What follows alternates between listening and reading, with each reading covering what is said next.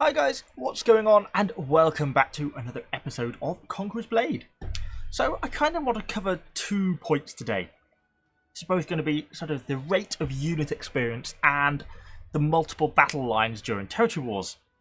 So obviously we had the pre-season update a little while ago, and these are 2 aspects that I touched on briefly in the patch notes in my follow-up video, but I didn't really go into too much detail about because I kind of wanted to give it some time to actually test both the features out, both to get a bit of an idea of what the unit XP gain is really like, sort of lower level and higher level, and also just to see a couple of territory wars with the battle lines before I gave too much comment on it, before I sort of hated on them too much.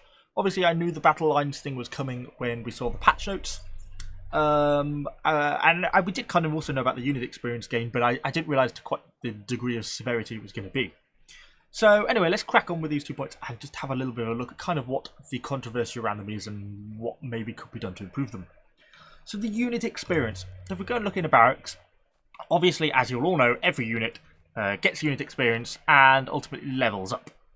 So at the low levels, this still doesn't seem too bad. You know, these guys are only level 5, so they require 42,000 experience to go up to level 6. You know, of sieges, that's going to be maybe 4, 5, 6 games, something like that, where doing a decent game with these guys, and you can expect them up to get to level 6. But then when you get to the higher tiers, it just goes insanely high. For example, these Spear Sergeants, they're only level 12, and they require 302,000 experience to level up. That is a lot of experience. It means that it takes just absolutely ages for them to upgrade. Sort of a pretty unrealistic level. It just takes an insane amount of time. 372,000 on my prefectures there. You know, and it just takes such a long time to level them up. Even pretty basic troops like these Pike Militia, trying to get these up to level 14. I've been playing with these guys for ages since the patch. I take them into every battle with me, and you know, I must have had 30, 40 battles between the patch, and they've sort of gone from there to there. You know, a very small amount of change.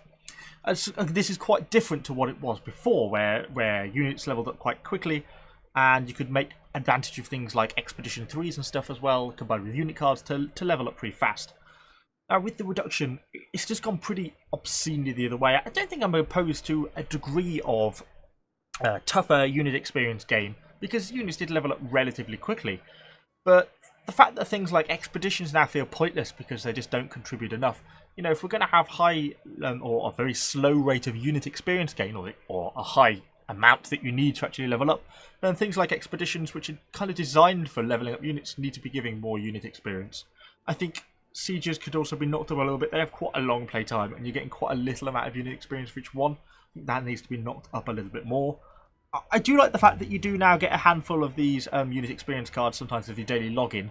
That's a nice little feature, but it's just slightly out of balance. It's not a massive... it is a massive problem, but it's not a massive feature. It just needs to be adjusted slightly to more reasonable levels of unit experience, and then I think that would be fine. I think an increase would have been okay on the base value, but they've just overdone it slightly, and that's kind of what's causing these problems. Because it causes a lot of problems, particularly for new players as they come in, because they're finding, you know, a lot of us, people like me who've been playing a while, you know, I've already got elite prefecture archers. So they're already level 16, I've not had to face the grind with them, but if you just join the game, just get it to the prefectures, want to upgrade them, it's going to take you just hundreds and hundreds of games, and that's not really very fair. It's just making it a massive advantage for the existing players and just making the grind for new players just so much harder, and too unrealistically hard for them to be expected to be able to achieve. So that's kind of unit experience. I'd kind of be interested to hear what everyone else has to say on this. Like, invariably, some of you probably like it. I think the bulk of people that are against it think it's too tough to level up. It makes it a massive grind. But yeah, I'd be very interested to hear what you think about that. So do let me know in the comments down below. And next we're going to go on to battle lines. So, to the world map. And yeah, multiple battle lines. So, pre-patch, every village, town and fort, if it was attacked, it could be joined by 15 players. It would just become a 15 versus 15 siege. And it doesn't matter if it's a town, it doesn't matter if it's a fort, and it doesn't matter if it's a village. They were all the 15 v 15. So the implication of this was that, a small house could hold a town if they managed to capture it in the first place, because they only needed 15 players to hold it, because if they got attacked again, as long as they could field the full 15 players, that's the maximum the amount of people who could attack them. So they stood a reasonable chance of holding, say, a town, or even a fort, for example, because they could actually defend it. But now, while villages have stayed the same, towns have 2 battle lines, so that's 2 lots of 15, i.e. 30 players can join a battle. And for forts, that's gone up to 3 battle lines, so 45 players can join the battle. So this just becomes a bit of a problem. Small houses, for one, basically can't hold towns and forts, because they're going to have a hard time fielding 30 players or 45 players for a fort per territory war. It's just unrealistic. So if anyone really wants to take that land from them, if anyone makes a concerted effort against their town or fort, then they've lost, basically, and nothing they can do, no amount of player skill can get over that. They'll just be outnumbered because the enemy can now deploy so many people against them, and they can just sort of steamroll over places like that. And that's kind of a shame. It kicks the same way for bigger houses as well. Bigger houses that end up owning a chunk of territory, and where they could defend a little bit more easily and hold, a couple of villages, a town, a fort, and a couple of other villages around there, like across an alliance. It's getting harder for them to do it, because if someone pushes one way, then they need to throw everything into the defense of that one place, because they have to have 30 or 45 people there to defend. And of course it just makes it extremely difficult. And it also means that houses tend to be very much more on the defensive nowadays, so territory wars is less fun by and large for the bulk of people, because the bulk of people are stuck on defense.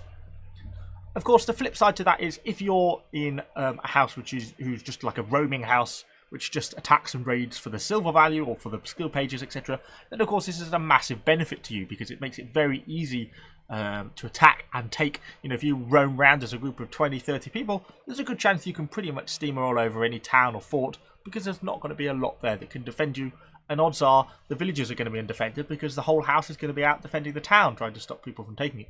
So it's probably a flip benefit for you, but I think for the bulk of people it feels like quite a negative thing in the way that it's been deployed. I'd really like to see this just reverse back to the one line method. We don't have the player population, at least not in EU West 1. I've not played EU West 2, so I can't really comment on them over there. But for us, we do not have the player population over here on EU West 1 to support this type of battle line system. And from what I've heard, the player population is even less on North America, and they've also having to put up with it. So I think it's even worse for them. Let's go back to the single battle line method. I think that was definitely the better way forwards. I think if there needs to be maybe looked at different methods, if they're trying to stop houses getting into 2 big mega coalitions, then I think there needs to be other game mechanics introduced to sort of try and break that up. But this certainly isn't the way to do it, and I really hope they go back on this, because I think by and large the bulk of people in territory wars are not a fan of it. But again, like the Unity experience, I'd really like to know what you guys think, because I think this is something we want to try and get them to change. So yeah, kind of answers on a postcard, well, answers in the comments down below actually, or a postcard, either works. And let me know what you think about this, because I think it's something that if we sort of club together, we can perhaps try and encourage them to nudge and change in the right direction and get some of these 2 main problems stopped. Anyway, that's really all I've got. A little bit of a complaining video. Don't do these too often. But yeah, other than that, I've been really enjoying the patch. The rest of the changes, the graphics, the interface, now I've got used to it, and everything I've really enjoyed. Have been real positive. These are just 2 little things that are slightly overriding my enjoyment at the moment, and I think it is for other people as well. Anyway, that's all I've got for you. Subscribe to the channel for a load more Conqueror's Blade content, and I shall see you guys all on the next video.